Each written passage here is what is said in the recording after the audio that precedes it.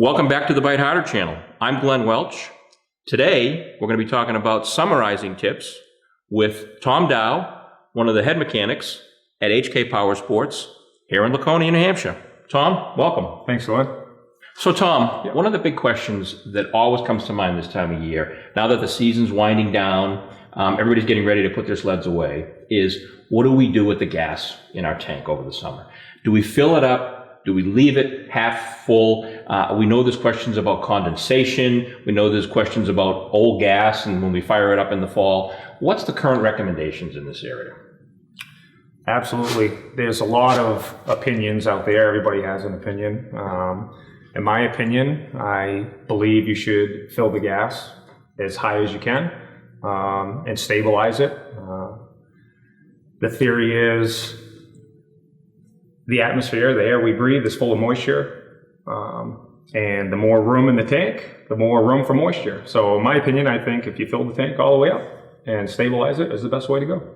As far as the stabilizer goes, what kind of stabilizer should we be looking at? Basically, just your regular off-the-shelf, a marine grade, a regular grade. What's the best one to work with? Yeah, well, there's a lot of different stabilizers out there. I know we got a couple of products here, and this one's a fuel stabilizer for storage. Follow the manufacturer's recommendations as far as how much to put in? Yep, absolutely. Can you over-stabilize? In my opinion, no. I don't believe you can. So maybe a little more is better. Yep. May last a little bit longer. Absolutely. Not going to hurt the engine, not going to hurt the fuel when you start it up in the fall. Right. Yeah, well, if you look at the back of a stabilizer bottle, it will show you for short-term stabilize or long-term. So if you read the directions just right, you'll be all set. Fantastic. Yep. So full tank of gas, top it off, use the stabilizer before we put it away. Best way to go. Absolutely. And I also think the better the stable, like a marine grade stable, is going to benefit you much better. Tom, while we're on the topic of putting additives in the fuel, what about carburetor cleaner, fuel injector cleaner, that kind of stuff during the season? I know that a lot of times in the past, we would hear that these weren't good for fuel injection systems, for the carburetors, for the components that were in there. When I ride, I typically will bring with me some water remover, some of the alcohol that we put in. You never know what you're going to get in gas nowadays. Is this stuff okay to use? We've also got some fuel injector and carburetor cleaner stuff here. Is this going to damage the machine? Is this going to damage the engine and critical components? Great question, Glenn. Yeah, absolutely. I think water remover heat is great to use. If you're in Canada, it's 20 below. A little splash in each tank, absolutely fine to use. Fuel injecting cleaner, same thing. Moderation, just a little splash in each tank is not going to hurt anything. Absolutely. So that'll keep our injectors, that'll keep our carburetors, that'll keep other components in our engine clean. And give us the best performance we can all season long. Absolutely. Just make sure whatever product you're using, like this gum out fuel injector cleaner, make sure you read the instructions and go by what they recommend, just so you don't use too much. Fantastic. Tom, on Skidoos, they have a special process where they have a program where it'll actually fog the machine itself once you go through some steps. It'll flood the engine with oil, basically to coat the components inside the engine for the summer. On other machines that don't have that, are we still doing this? Is it important to do? Are we fogging the engine? Are we taking the spark plugs out and putting oil down and pulling it over a few times? How critical is that? Or are we better off just starting the machine up maybe once or twice a month over the summer period? Right. Great question, Glenn. Yeah, Ski-Doo's self-summerizing feature is really easy. It's a great idea. It is important that the rest of the manufacturers, the rest of the machines are fogged, and there are multiple ways of doing that. And it's a good idea to fog and coat the crank bearings and the cylinder walls so your moisture and water will not penetrate into the metals and corrode. So it is a good idea for all of it. And what's the best way to do that? You know, sometimes it's hard to get that fogging spray into the airbox and into the cylinder. You don't know if it's going in there or it's just pooling up. Are we still putting oil into the spark plug holes? What's your recommendation? Yeah, there are multiple ways of doing that. Pretty much the easiest way is to pull the spark plug out and put some oil down, you know, each hole, put the spark plugs back in, crank that engine over multiple revolutions so everything gets mixed in and everything gets coated very well. Tom, we've talked about fogging your two-stroke motor. Four-stroke motors are a little different. There's really not a fogging requirement that you need to do on a four-stroke, is there? Not necessarily. If you can get some fogging oil in there, it's not a bad idea. It is beneficial. Yeah. But one of the things with four-strokes is we got oil sitting down in the oil pan or in the dry sump, in the dry sump systems in a separate tank. Should we be changing the oil at the end of the season, or should we wait till the fall? You know, there's always been the mindset that the byproducts of combustion that get into the oil can cause acidic corrosion in the bearings and so forth. What's the general understanding on that? If you can change the oil in the spring when you're putting your machine away, I do believe that's a better way to go. To get any moisture that's in the oil, any of the byproducts, get that out of there, put some fresh stuff in there. I think that's a better way to go, absolutely. Okay. It just keeps things clean. Then in the fall, when you're ready to go, fire it up, and that engine's good to go. Absolutely. In the fall, it makes that process just that much quicker. Everyone's getting the itch to go riding, and off you go. One of the things that I like to do at the end of the season is to always give it a good bath.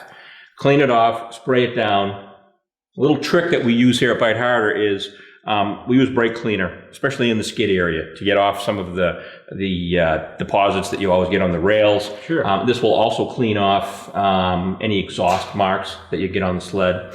The other thing that I like to do too is I like to take a can of WD-40 and I like to spray down all of the metal components, suspension, rear skid, engine, and so forth.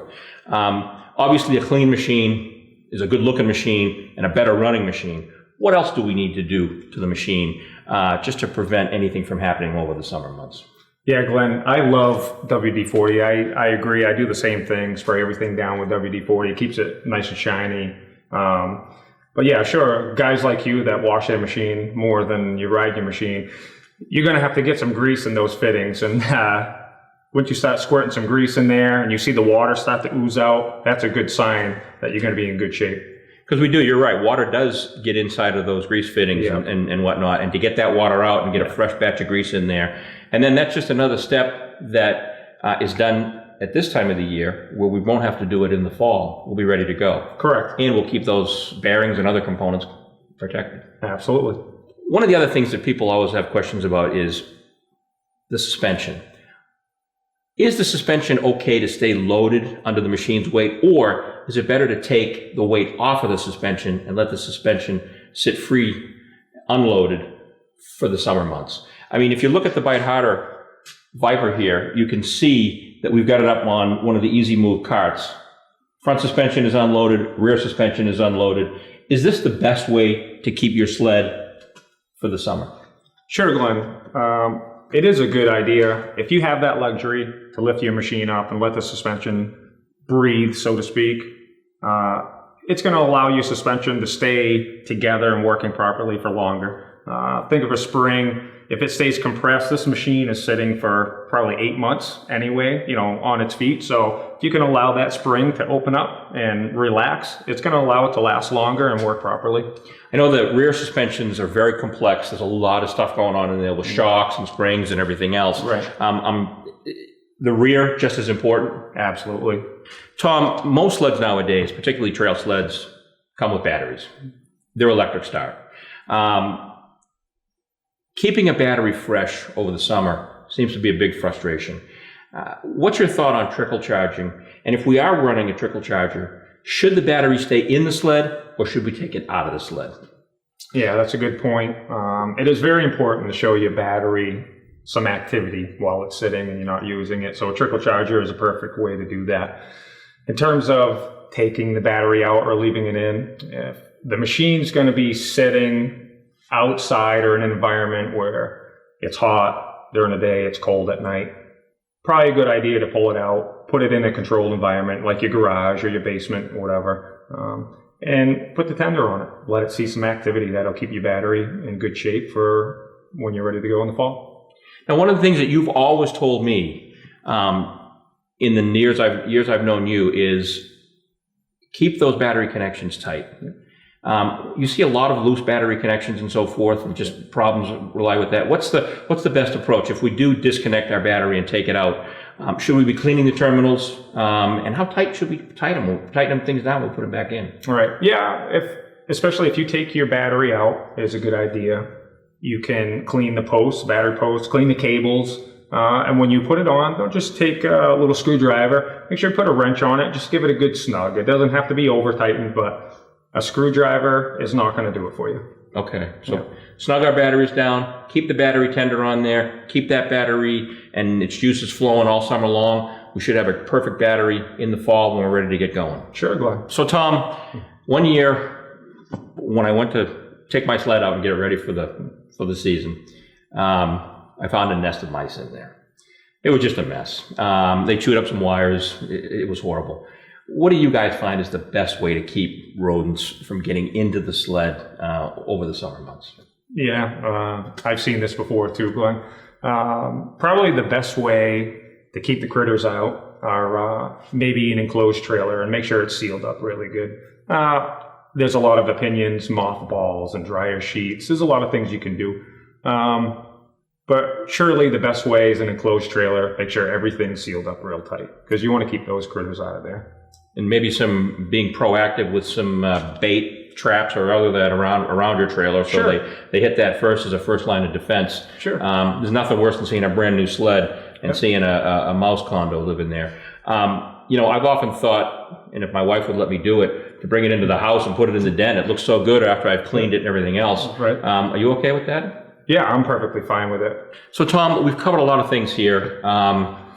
Put the sled away. If you've got a good cover, obviously cover it up. Keep things protected with the cover. Anything else that you can let us know? Any tips, anything else that you'd like to share? Yeah, well, good point with the cover. Keeping a good breathable cover on there is a good idea. It keeps the sun off of it, keeps the rain off of it, and it's got to be something that breathes. If it's plastic, it's going to hold the moisture in, so make sure the cover breathes. I wouldn't be afraid to bring your machine to the dealer, like HK Powersports, to have your summerization done. And the reason being is, I would call it leverage. If you ever have a problem in the future with your machine, and even if it's 2 years out of warranty, we can speak with the manufacturer and say, listen, this gentleman has brought his machine for the last 2 or 3 years, had it summerized, he's brought it back in the fall and had his service done. If there's a serious problem, chances are that manufacturer might cover it because you've had your machine taken care of regularly by that dealer. It's really not that much money. I do believe it's under an hour, plus a couple of materials, and you're in and you're out. Fantastic. Tom, I really want to thank you for coming over today. I know it's busy over there in the service department, getting sleds put away, getting the watercraft out, getting the motorcycles out. What I'd like to do is invite you back this fall. Let's talk about what we need to do to get our sled ready for next season. We can talk about high facts. We can talk about your carbide runners, your carbide studs. We can talk about power valves. We can talk about everything there is to do that needs to be done to have your sled in tip-top order. Tom, thanks again. Really appreciate it. My pleasure.